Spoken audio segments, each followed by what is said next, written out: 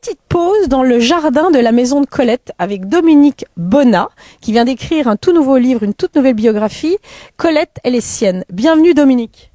Oui, je suis très heureuse d'être ici, dans ce jardin, j'allais dire mythique, parce que la Treille Muscat a été une des très belles maisons que Colette a aimées, où elle a été heureuse de vivre. Après la Bretagne, où elle a eu aussi une maison vers Saint-Malo, cette maison qui s'appelait Rosven, où elle a vécu notamment avec Mathilde de Morny, puis avec Henri de Jouvenel. Mais lorsqu'elle a rompu avec Henri de Jouvenel en 1925, à chaque fois finalement qu'il y a un grand changement amoureux dans sa vie, il y a aussi un changement de maison, et donc elle a cherché un autre paysage que la Bretagne et elle a trouvé Saint-Tropez. On retrouve les essences chères à Colette. Colette a toujours été très proche justement de la nature et elle a aimé dans chacune de ses maisons les essences qui leur ressemble. Et cette odeur de fleurs, je pense que devait plaire beaucoup à Colette. Il y a une douceur dans cette Treille Muscat.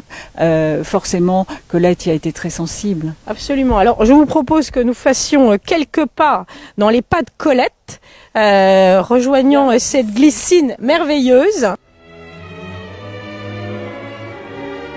Moi, je suis convaincue que les maisons gardent la mémoire. Et ici, cette maison, d'ailleurs ici, je vois qu'il y a un respect des lieux, un amour finalement de l'histoire de la maison proprement dite. Et sous cette glycine, sur cette merveilleuse terrasse rose, il y a un fantôme, un très joli fantôme, et un fantôme finalement toujours vivant. Et je pense qu'il est là et qui peut toujours nous parler. Point de moustique ici. L'été dernier, je tirais chaque soir matelas et draps hors d'une petite maison forestière, c'est cette maison qui est derrière nous, et je dormais, le mistral dans les cheveux. Deux chouettes fidèles dialoguaient dans les pins avant minuit, et le brasier des criquets ne se taisait qu'après elles. Dormeur moite, étouffée entre des murs chauds, enviez-moi, car les nuits de ce pays éclatant sont froides et tiennent à qui s'abandonne sous leurs étoiles, le corps molle et frais balancé entre le rêve et la bienheureuse insensibilité.